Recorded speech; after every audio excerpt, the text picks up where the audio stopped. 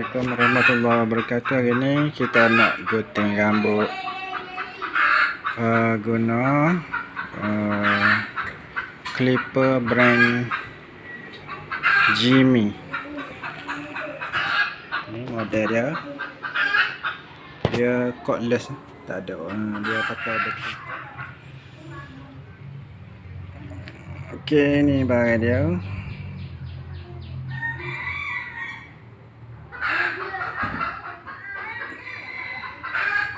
Saya dah guna 4-5 kali dah.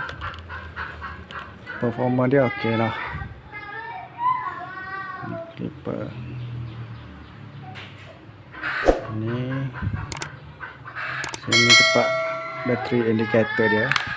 Dah 55% lagi. Putaan ni tak ada bising sangat, dia punya bunyi okey lah. Okey.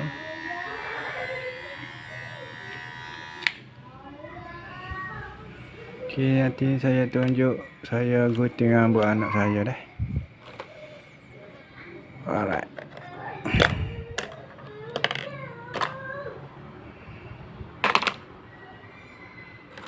Ni charger dia. Ni dia punya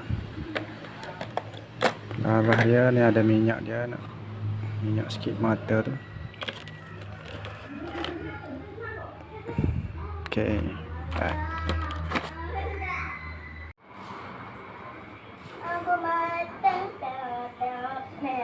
Okey, ini kita review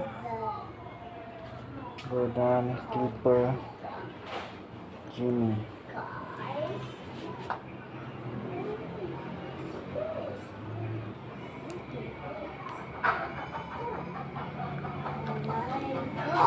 Sebelum gunting